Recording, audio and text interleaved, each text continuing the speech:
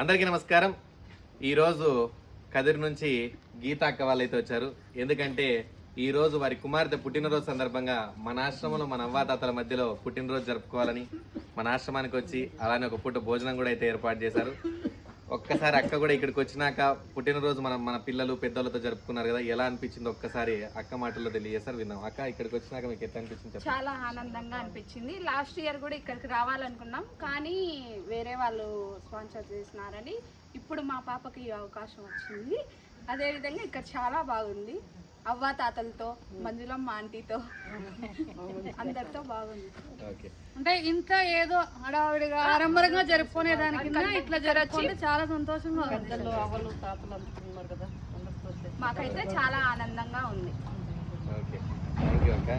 చూడండి, అక్క వాళ్ళైతే లాస్ట్ ఇయర్ కూడా మనకైతే అడిగారు, కానీ అప్పుడైతే వేరే వాళ్ళు ఉండడం వల్ల అక్క వాళ్ళకి ఛాన్స్ ఇవ్వలేకపోయాం.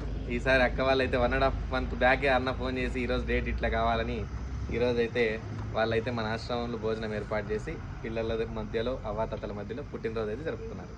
ఓకే అక్క, థ్యాంక్ యూ అక్క.